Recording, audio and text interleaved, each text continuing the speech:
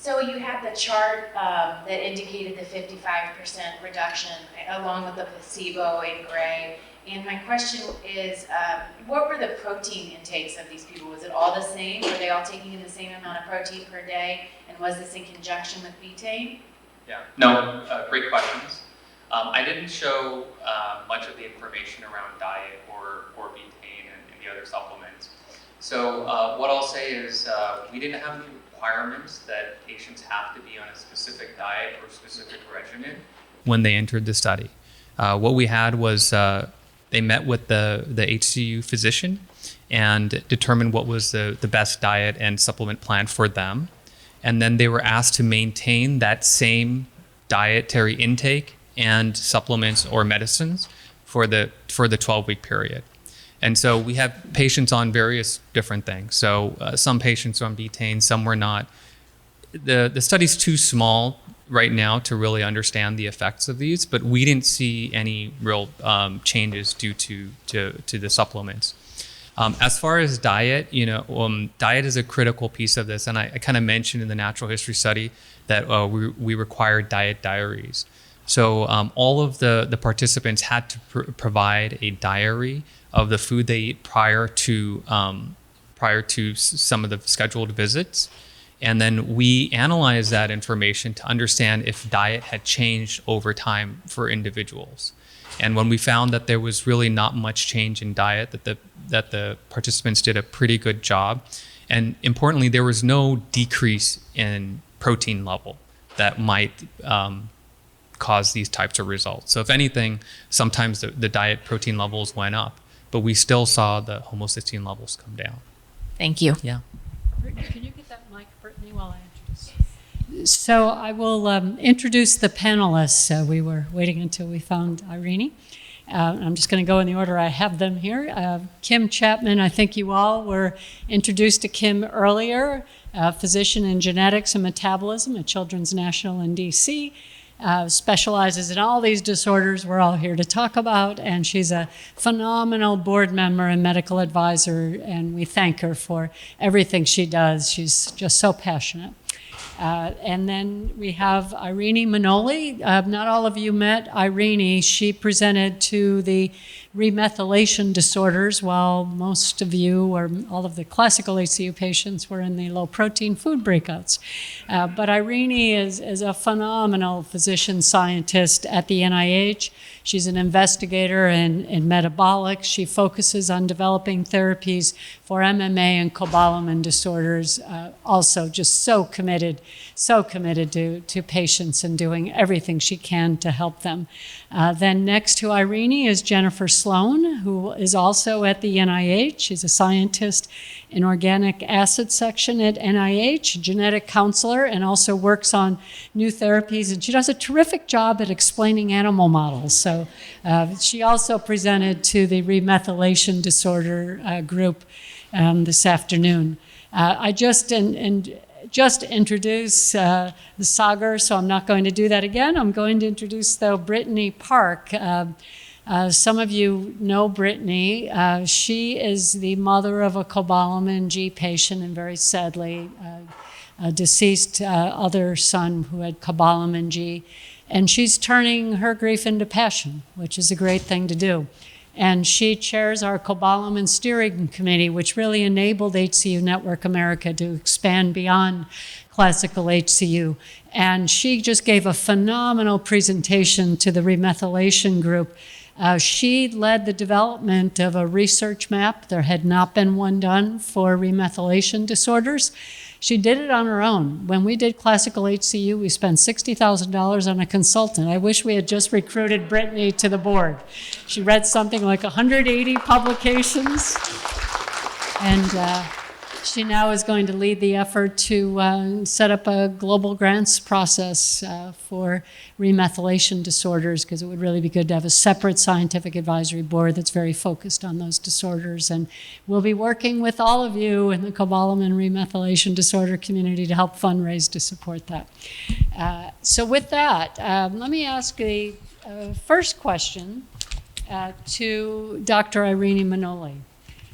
What is the most important advice you have for patients with remethylation disorders in order to improve the quality of their care and lives?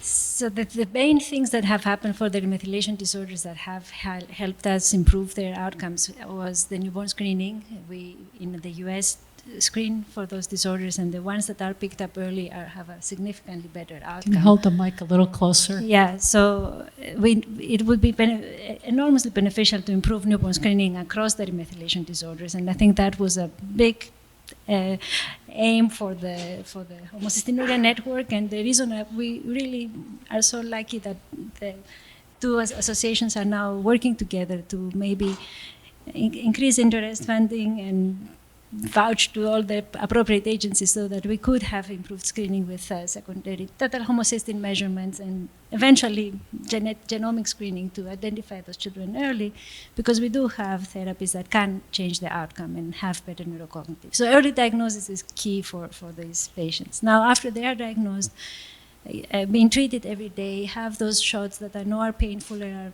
uncomfortable, and the children with cobalamin C defect at least, and G and E, and most of the disorders will need injections, not the MTHFR and not the classic homocystinuria, but the remethylation defects need the hydroxycobalamin injections, and they are uncomfortable, and they are, it's hard to do for the families every day, but we really try to help the families, train them, try the sub-Q injections, find other ways, work with pharmaceutical companies to develop more concentrated forms that are absorbed or distributed better, that could last longer and decrease the frequency of the shots. So there is a lot of research that can be done to improve this, administering this B12 that we know is very helpful for the children.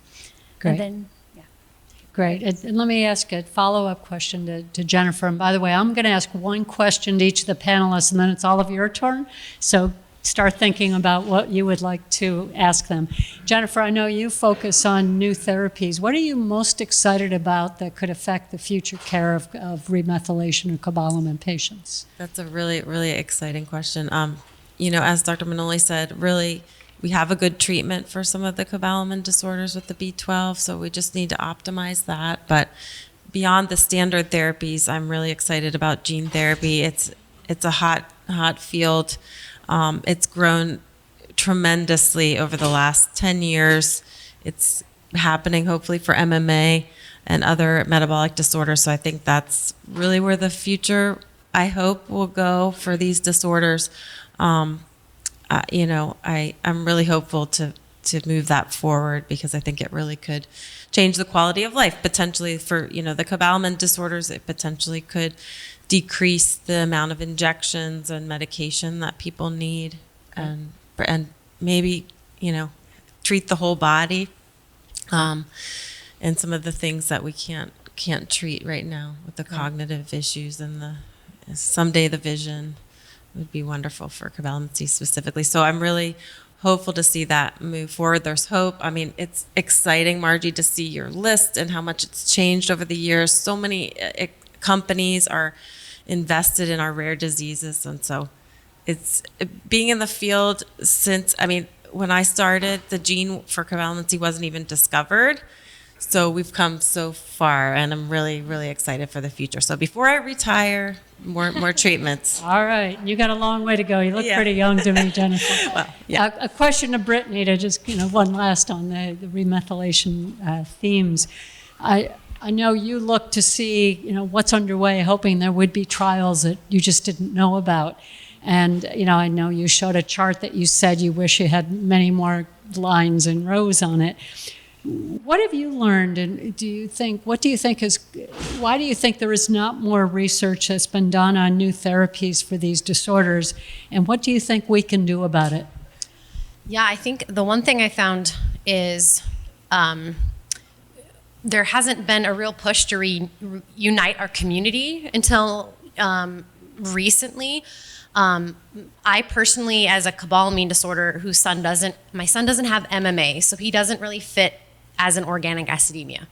And now that we have a place focused on the high homocysteine levels and bringing the community together with all these disorders, I think in the past, researchers or clinicians might not have seen a big maybe push or need for it, right? Because we do have treatments, we know the treatments help, but they're not good enough, right? Like in my opinion, they're not good enough. We don't catch it soon enough.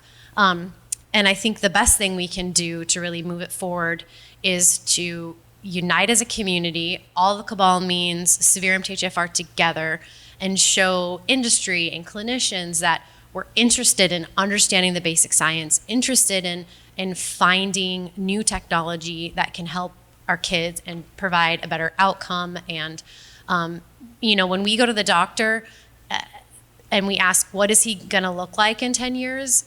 The question is, I don't know. And, we need more natural history studies. We need to understand what happens to our kids when they get older, because we don't really have a big population of people who've made it to adulthood, right? And now that we're getting treatment, we're seeing more kids make it to adulthood.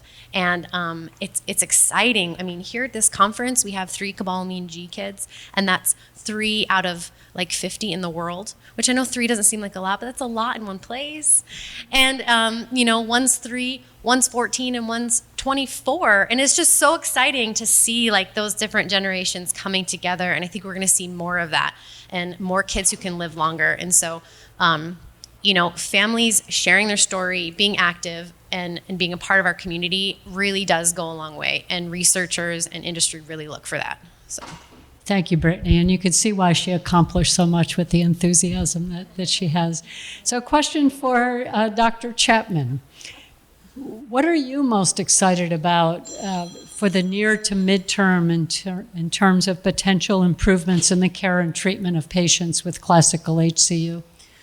So I get the exciting question, because there is so much interest in CBS deficiency, and there is and this group, along with HCU Network Australia, really pushed hard and helped provide fundings that once you get companies interested, once they hear people's stories, once you fund those basic researchers, once you have the natural history studies, you start seeing an explosion in studies. So we got to hear about the Travere study.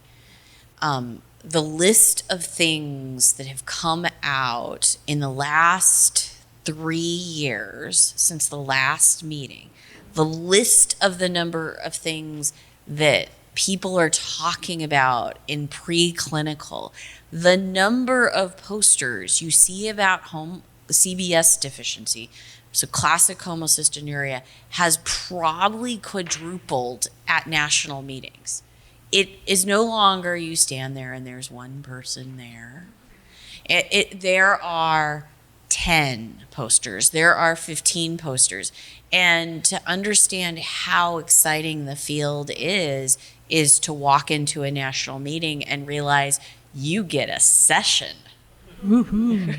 And that sounds really, people are like, what? And I'm like, no, we got a session. Huh?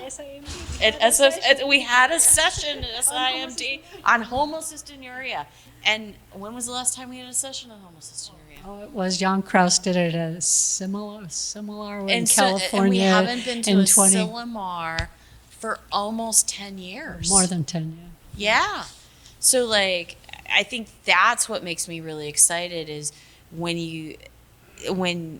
we have the opportunity to actually have therapies that make things better. So we're no longer just saying, folks, we got to put you on this diet. We're going to give you betaine.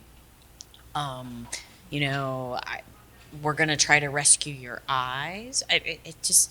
And what I have to say to newborns who get the diagnosis compared to what I said 10 years ago, 15 years ago is so different. Thank you, Kim. That is very exciting and great to see. And my last question, and then it's all of your turn, will be to Sagar. Someone asked me recently about your program and said, well, that's nice. I'm sure there have been other treatments approved for classical HCU. How does this compare? And it caused me to sit back and think. And I realized It's been 50 years since I lost two sisters 6 months apart. There has been one product approved for classical HCU in 50 years, and that's betaine. You know, yeah, it has some nice efficacy and it helps, but you have to severely restrict protein in many patients, and it's not easy to take, etc. So I know I personally am really excited for, the next one. I don't think it'll be 50 years till someone follows you, so you better get that product out on the market quickly. But a question I have for you that I suspect is on the minds of all the classical HCU parents or patients in this room. When this drug gets to market, will they be able to back off the low protein diet? And do you plan to do any studies? Because I'm sure you're going to say, well, the FDA will require us, blah, blah, blah, blah. But do you plan to do any additional studies to be able to, have that as a recommended approach in the label? Sure. Thanks, Margie. So first of all, I would just say that thanks to you and all of the folks that contribute to HCU Network America and these conferences, it allows companies like us to understand better what the drug needs to be able to do to really benefit patients. Because otherwise, we could be looking at textbooks, right? And textbooks are 50 years old information. Some papers I've seen that say, we don't need to make treatments for homocystinuria because we already have treatments with diet. And we all know that not to be true. So it's really important for us to go out there and understand that and bring that into our drug development programs to make it patient-focused. So for this specific trial and the initial trials that we do, we're very careful to not have anyone change the diet. And let's just explain why that is, right? So if we start a new treatment with the drug, and then before the end of that treatment period, someone starts changing their diet, starts taking in more protein or decreasing their protein, then it becomes very difficult for us to understand what was the effect of the drug itself, right? So for the treatment period, for sure, we ask that patients maintain a stable diet, similar protein intake every day, the same supplements. However, we know that the low protein diet is the biggest challenge and the number one thing that patients would like to have removed from the treatment. And so definitely that is something that we are going to study. It is a priority for us, and then we will be incorporating those into our trials. Probably not in the initial phase, but in the later phases. And we're hopeful. We're hopeful that pegtibatinase will be able to reduce homocysteine to a level where the diet restriction can be eased. I can't say yet whether or not we're going to reach there, but I'm definitely hopeful, and that's definitely one of the goals of our program. Thank you. Kristen, could I ask you to take that mic? Because I'm going to ask for a show of hands who has a question, and Kristen will kindly bring the mic to you. So who's our first brave? Oh, here we go, Tara. Tara Hummel has a question, and then I will pass the mic to the right person to answer. Sorry, I'm going to head back to the pegtibatinase. Pegtibatinase, okay. One of the things when we were initially approached about getting into your trial, I had a concern about, is there any issues with body rejection for patients that go into the trial, and then obviously you're going to have to come off, and then when it is approved, going back on it? Is that, I'm not real familiar with enzyme replacement. Is Sure. that something the body rejects? Yeah. A better chance of reaction? So if I understand the question right, you're asking, is there a risk of having an immune reaction if you stop the drug or take a drug holiday, for example, before you go on to treatment? So I'll say that we're not aware of that with pegtibatinase right now. Any type of enzyme replacement therapy, any type of foreign protein that you inject, there's always a risk of some kind of immune reaction. If you start and stop that medication, in other cases, for other drugs, there have been this issue of having an immune reaction. For our trial, our goal is to have patients continuously on therapy. So I showed you the treatment period, right? But what's nice about when the treatment period is over, it's only 12 weeks. every patient that entered the trial has the opportunity to be on the study drug and to continue at the most effective dose. And we're going to be continuing that study for years, hopefully till approval. So I don't know the answer to your question, but as of right now, we don't plan to have patients who are starting and stopping drug. We had that one patient who stopped drug for a week, and there's been a couple of times where patients have missed a dose here due to some logistical issues. We haven't seen any issues at this time. It's good to know they can stay on it, though. Thank you. Next question. I'm sure there are lots of things on your mind. I'll take one from my list and maybe ask both Kim and Irene to comment on. We've heard a lot about newborn screening. Is this really going to be solved, and what can we as a patient community do to help solve this lack of effective newborn screening?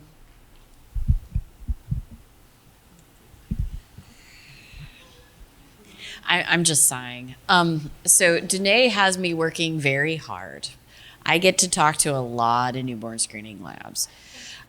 So one of the challenges in the United States is newborn screening is different in every state, and not just the list of things that are screened, but the cutoffs, the techniques, the technology, what a positive is, and honestly, I get to do newborn screening for 3 states and the District of Columbia. So we do Delaware, Maryland, Virginia, and the District of Columbia. And nobody has the same technology.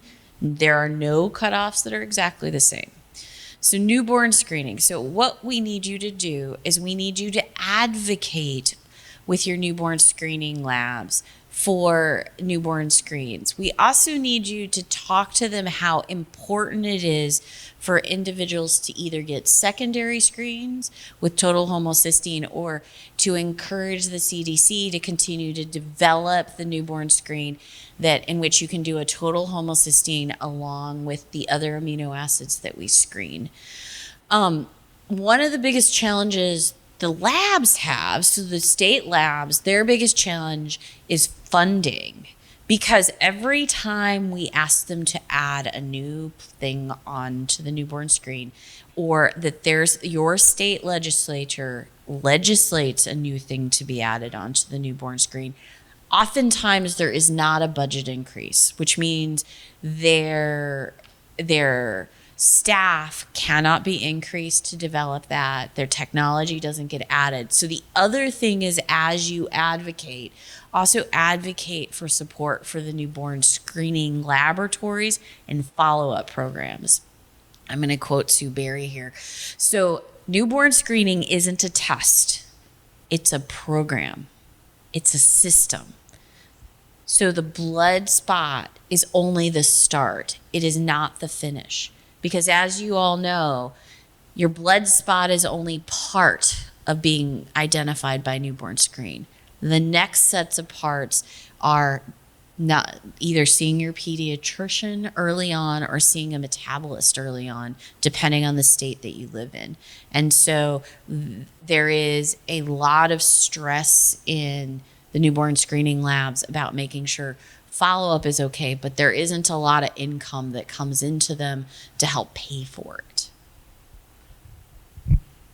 Yeah, I agree with all the points obviously Kim made. And the only other thing that I was going to comment is that treatments drive the newborn screening too. Like once we have effective enzyme replacement therapy, many times the companies and the push in the community, once there is an approved therapy that works, then there is an even more push to approve the newborn screening. For spinal muscular atrophy is a classic example. We wouldn't screen for a disease that was universally lethal in 2 years for young babies. Now that there is effective gene therapy for spinal muscular atrophy, states all across the country will screen for it, because the babies that get the gene therapy are walking and running after 3 or 4 years, and it's such an exciting development. So once we have better therapies, yes, of course, we will make sure we treat the patients. For our remethylation defect, the society and the literature was having doubts whether the screening helps the babies at all. So first we have to prove that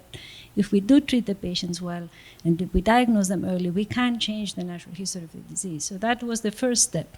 So to show that there isn't, even just doing what we have right now, we could improve the outcomes. We were not sure we could do that. So there is work that can be done with our current knowledge, and then of course moving forward, when we have new, better treatments, there's going to be a much bigger incentive to really try and screen. The technology is there. Total homocysteine is not a difficult test, but keep in mind those disorders are so rare, like cobalamin, GNE. There is maybe, as you said, 50 patients worldwide. So do we need to screen every newborn to find? For every family, of course, it's the most important disease in the world.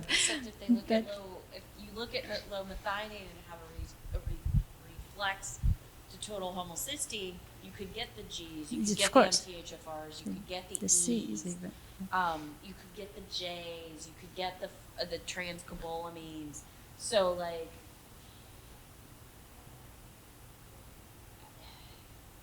it becomes very tough because what do you do first? And you can kind of infer this from Kim's opening comment.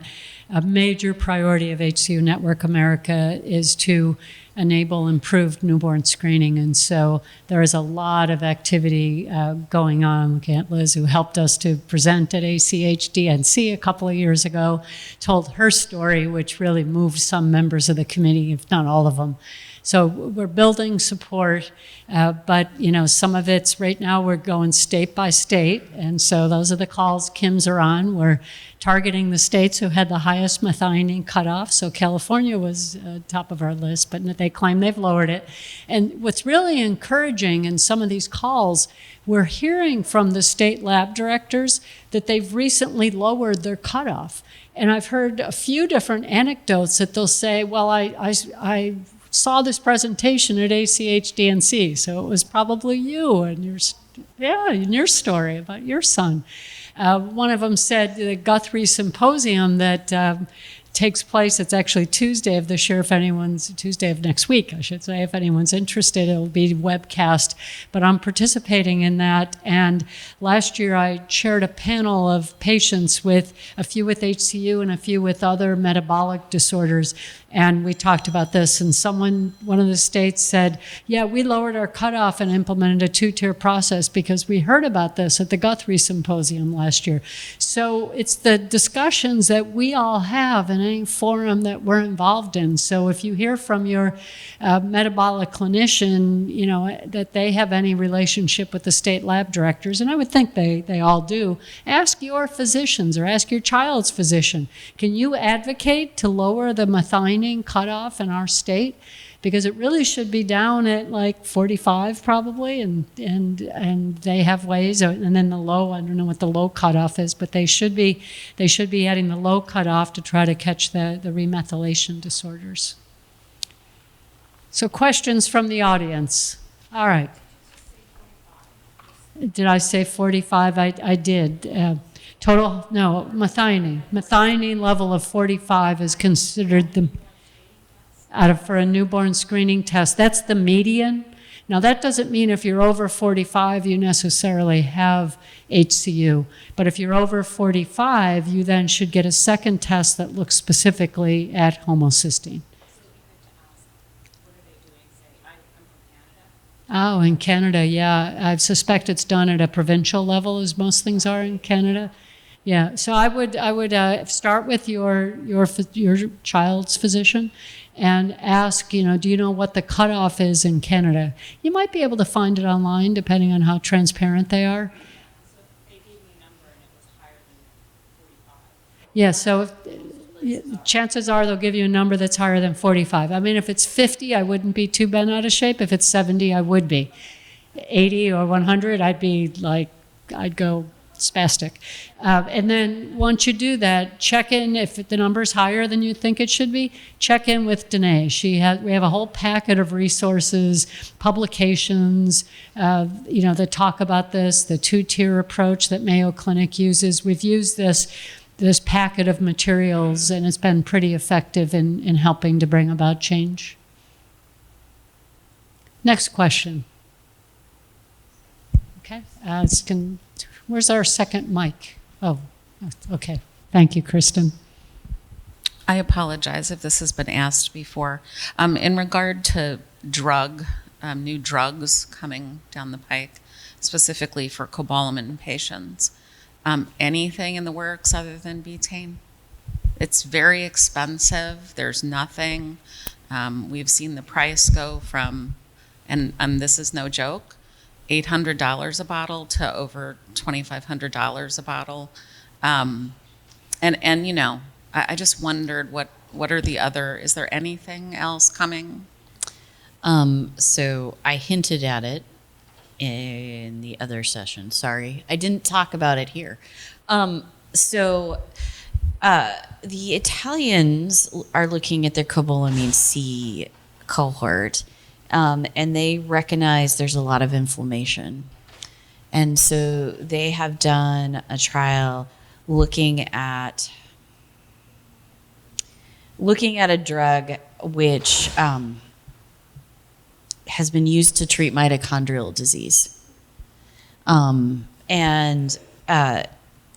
Currently that drug is in trial for uncontrollable seizures in individuals with proven mitochondrial disorders. So I'm going to try not to say its name. So there have been some studies outside the United States looking for some of the cobalamines and some of the inflammatory things. The trick is priorities.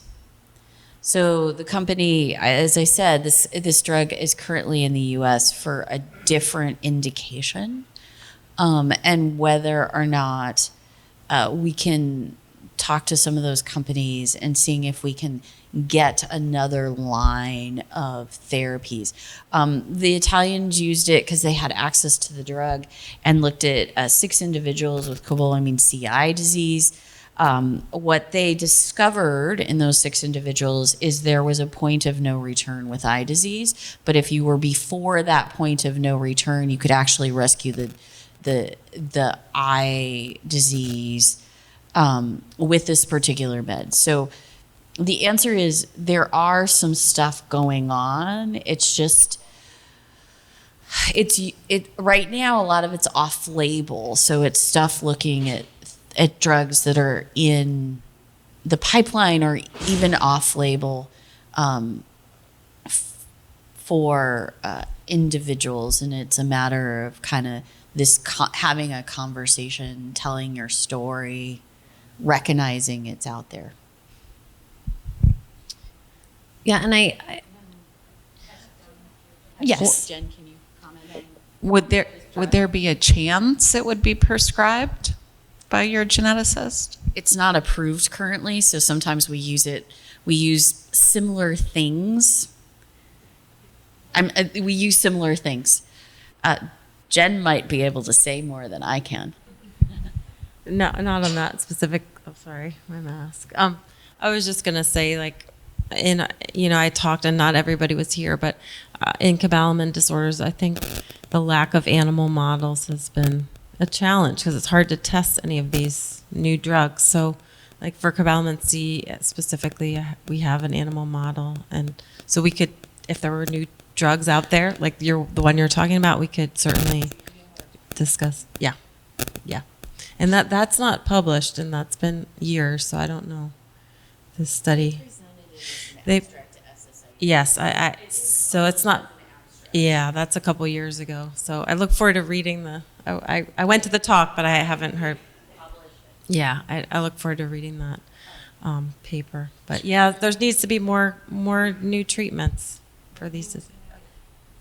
Yeah, I was just going to say that sometimes it's hard for us to really know unless you're directly involved with it, and then you can't talk about it.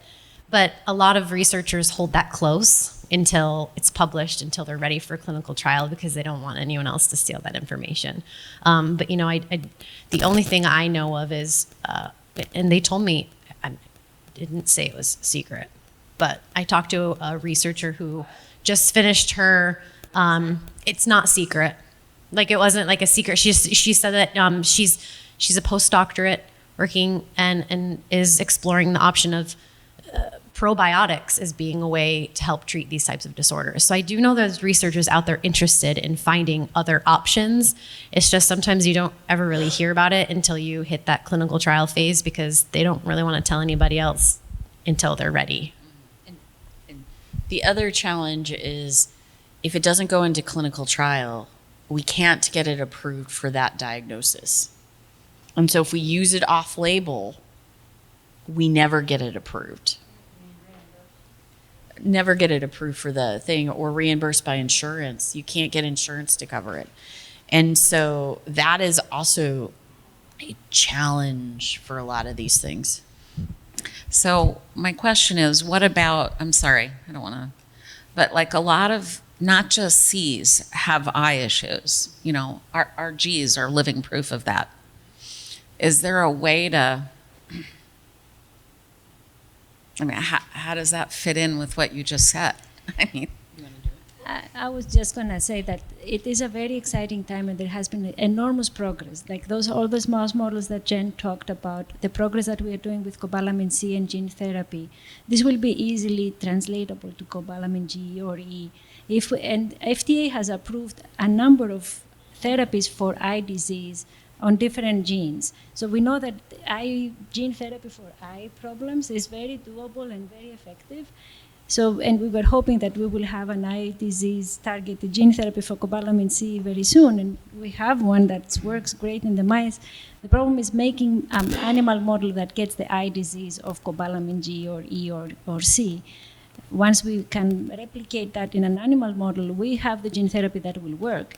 But we're working on testing that gene therapy in a different model, because the mice don't get the eye disease. So we just have to find a different lizard or monkey or some other animal model. So the funding for that and the research for that has to progress. But once we have that model, then the gene therapy will work, and then it can be given in the eyes and improve the vision, hopefully.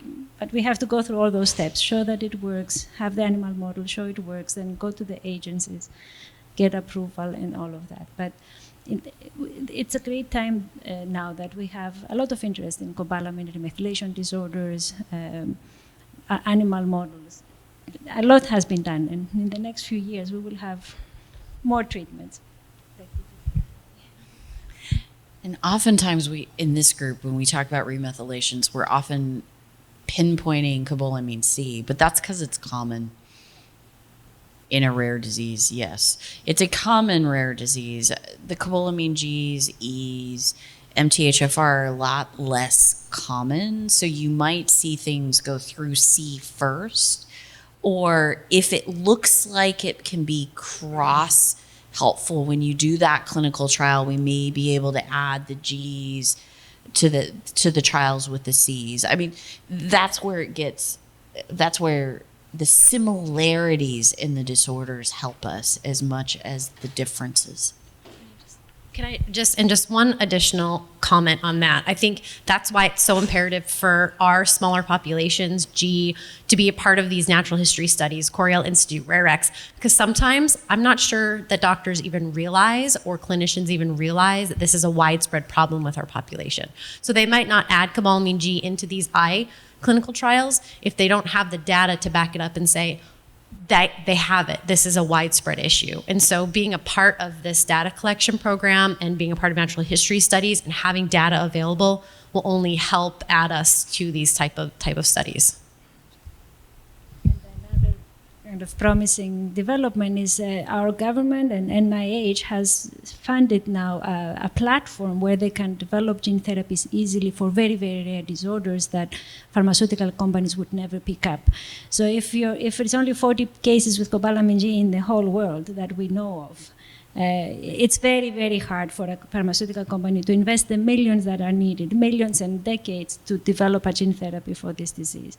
But if we know how to make gene therapy and we know how efficacious it is, if we can prove it works for cobalamin C, that is more common. There is thousands of patients with cobalamin C. In China, it's so common. It's 1 in 2,000 births. There are a lot of cases with cobalamin C in Europe, in the US.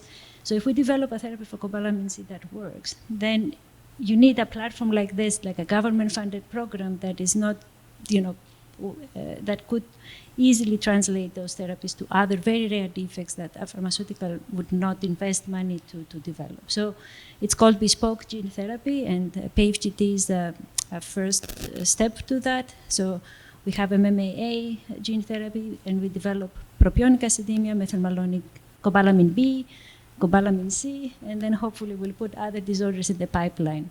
So it could be not that far off if we can prove it works for cobalamin C, that we could say we can do E and G now, next. So it's possibilities are there. Okay, we've got some questions here. If Kristen could bring the microphone over. Glad we got you all warmed up.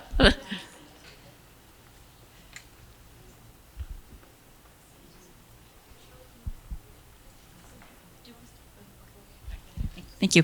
I just wanted to follow up on what you just talked about. So you talked about the platform, and I was wondering, once you have a successful clinical trial, to get it to the patients, do you usually need to have a pharmaceutical company associated with that to commercialize it?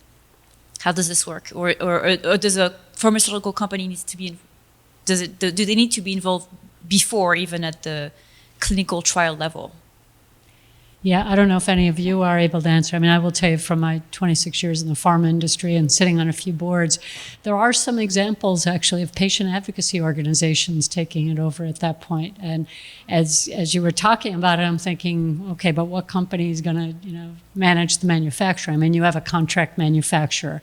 You can have a contract development group that can, help with your clinical trials. It's not an easy thing to do, but I think if we could ever get something tested, that we could find a way. There's also a not-for-profit pharmaceutical company in Europe that came out of Merck that I've talked to the woman who runs it, a very impressive woman. She actually used to work for Merck, which is different than Merck Sharp and Dohme, the US. But anyway, there are ways. So I'm very excited about the NIH platform, and I know that there is funding available, so we'll have to find a way, Brittany, to connect with them. But Kim has more to add. So we talked a little bit about, Margie was talking about manufacturing. So there is also a issue in which the FDA is trying to figure out how to approve gene therapies according to the vector that's being delivered. Because there are so many genetic disorders, the question is, do you approve each disorder separately, requiring a clinical trial for each disorder? Or do you approve the vector that delivers, and then you could have smaller clinical trials that were necessary to approve for rare disease? And that's still a discussion that's going on within the FDA. I'm sure that people out of the rare disease community who can say, look, if we approve the vector, the way that we get the gene in, and we approve that type of delivery, should it matter if it's cobalamin C or cobalamin G or MTHFR or CBS? And the FDA is trying to figure out how to do that. And I'm sure the companies that are here would be incredibly happy if they did a vector specific, because all of a sudden this vector delivers a gene therapy would be the approval, and then you take the different disorders. Only to say, there is different paths and many, many ways to do things. And because this is a family association organization, and this advocacy is very important. In many rare diseases, family groups and even single parents have done incredible fundraising, millions of dollars, like the incredible work in fundraising for that particular disease, continue to fund an investigator that is interested, funded the preclinical studies, and enabled gene therapy. Just a single parent with a group of parents just did an enormous fundraising effort to say, what do we need? We need $500,000 to do the preclinical. We'll pay for it. Then they funded that. GM1 gangliosidosis is a therapy that is being tested at the NIH. It was really done by fundraising from our family with, and then more, of course, and all that. So there is a lot of of things that you all can do. That's what I'm saying. We're all in this here together. So part is the basic science, show that it works. Then the next step should be easier, and we all have to work with our senators and governors and politicians. Yes, you all talk to them. We cannot do it all. We do the basic science to see which one will work. Then on, we have to reach out to all of you and say, hey, go talk to your senator for the state lab and the newborn screening. Go talk to them about funding for research for rare disease. Unite all the rare diseases to talk together, to have us one voice to ask for things, for the medical foods, for the formulas, for families have tried to, and helped a lot to change all of those things. Other questions? Oh, Rose, yes. I was just wondering, with the pegtibatinase study, if now that we have the data from the first through the fifth cohort, and now they're moving into the phase 3 study, I'm wondering if there's data available, like, to be looked at. Like, it's not a published journal yet or publication, am I correct? That it wouldn't be until it would be completely finalized and FDA approved? Or how does that work, where information can be read by, like, if I wanted to read, what does this data look like for cohort 1 through 5 now, or any other? You can't, or it's just like the mini presentation, or is that available? Yeah, so right now we're kind of at the mini presentation scientific conference. So the study's still ongoing, right? And we still have another cohort to enroll. So ideally we'd have all that information together, but we absolutely intend to be able to publish that and make it available to the community. But as far as the timeline, I don't know. I don't think we're going to wait for approval. I mean, there's really no reason, but we need to complete the study. It's just not. Make sure that all the data is accurate, and put that out. Okay. Thank you. Maybe I could just add a comment to the last thing. So I know it can be really frustrating, trying to understand, like, how to get companies interested, how to get them to fund these different trials. But what I would say is, if you look at other rare diseases where they've successfully developed a treatment, very often it started with the patients, right? With the patients, the families. And I just always remember Mark Dant and Ryan Dant from I don't know if you guys are familiar with the story for mucopolysaccharidosis. And Mark he was a police officer, and his son was diagnosed at age 3, and he was on a mission to find a treatment, and he was able to connect, and they were able to develop a treatment, and his son was able to get that treatment before the disease was fatal. So I always remember that story as such an inspiring story. I think where there's a will, there's a way, and having patients and family and industry all coming together. If you have a real need, if there's a real need, I believe that the funding will come somewhere. So. Yeah, and I can share a second story. So when I first decided to set up a research fund, I knew what my aspiration was. And I knew a lot about pharmaceuticals, but I was more on the commercial side. I'd like to say I knew enough science to be dangerous. But I asked some colleagues I had worked with at Merck, if you were trying to do this, what would you do?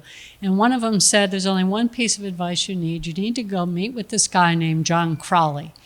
And so I met with John, and John was a father of 2 young children who were diagnosed with Pompe disease, which is a lysosomal storage disorder. And at first his daughter was diagnosed at, 18, 19 months, but they had a newborn son who they then immediately tested, and he had it as well. And, great physicians down at Duke, and they said, sorry, your kids will only live a couple of years. And he wasn't willing to accept that. Now, he was working coincidentally at Bristol Myers Squibb, but he had no science background. He was a lawyer, MBA. But he said, okay, I'm going to go and find people, researchers who are willing to do this. And he raised money, he contributed his own money, and he funded the researcher who had this enzyme replacement therapy project. Now, it's going to sound familiar to Trevere's program because he advised me on how to go about this, and I followed his playbook, and the very first grant I gave was also enzyme replacement therapy, and it worked. So anyway, John went on to prove that this enzyme replacement therapy worked, but then to manufacture the product, he was told he needed a $400 million investment. and he couldn't raise $400 million. So he had started a small company, but what he ended up doing was then selling it to Genzyme, who was willing to spend the $400 million. Well, that ended up with Myozyme, was that the first enzyme replacement therapy product ever approved. His daughter, well, there's actually a movie about this. Write it down. Extraordinary Measures. It's available, I think, on Netflix. It's a phenomenal movie that tells this whole story. When he was at Genzyme, he could not get his kids in the clinical trial because they had a limited amount of drug. It's very hard to make, and they needed a longer time to get more. And they were focusing on newborns because you had the greatest chance of showing an effect. So John was trying every which way, and they approved a protocol for siblings, but then they were being accused of favoring their executives without really understanding the history of this. So John had to quit his job and leave the company, and then his kids were able to get in a trial. Well, his daughter just finished her master's degree at University of North Carolina. Now, she's in a wheelchair on a ventilator, but I mean, compared to what he was told when she was 18 months of age, and his son is also still alive, isn't as active as his daughter, a little bit, more on the introverted side. And I do think he may be out in some setting, but not out. I mean, the daughter is taking on a social work job at Princeton, some schools in the Princeton area. John, and so I ended up joining the board of John's company, he asked me to, and I didn't think his company, well, he has a new company that I didn't really think was going to go anywhere. They just had a failed trial in Fabry or Gaucher disease. I think it was Gaucher disease. And I did it to reciprocate. He was so helpful to me. Well, it turned out they got one drug on the market for Fabry disease. Now he's developing a combination product for Pompe disease, with a combination of an improved enzyme plus a chaperone compound. Remember we talked about chaperones, that, lock and key? And that has been filed with the FDA. There's a date the FDA has to, get final approval by the fall. And both of his children were in the clinical trial, and he can see big improvements in his daughter. She can, she has a full span. He used to take her to a football game. She went to Notre Dame, and she'd be able to look 20 yards one way, 20 yards the other way. He says she now can watch the entire game and see the entire field. So little things like that happen when parents and the community takes the initiative and says, I'm not going to let my child, pass away at a young age or have these debilitating symptoms. So there are a lot of success stories like that should give all of us hope for the future. And I think I'll kind of close with just comments on, hopefully what you heard throughout the course of today is that, from Dr. Berry, we've come a long way. And we now are able to care for these patients, some, diagnoses better than others, but we've made improvements in our knowledge and ability to care for all of them. But very importantly, there are a lot of things on the horizon that should give us hope, that our children and family members are going to have a chance at an improved quality of life, longer life, more productive life. And, please do continue to support all of these studies. They need you enrolled or they can't get to the finish line. Please do support fundraising, especially as Brittany starts fundraising more for cobalamin, MTHFR type disorders. And so please stay. We have a very, one last, it'll only be about 5 minutes, but we have an award to give out, and we have the spouse of the award recipient who's no longer with us. So Danae's going to help get them up to the front, and we'll give up our seats for the family to sit here, and I will be announcing this award. If you do have questions for the panelists, hopefully they'll all be here for a few more minutes. Just chase them down. But thanks for all of your attention, and we'll set up for our final presentation.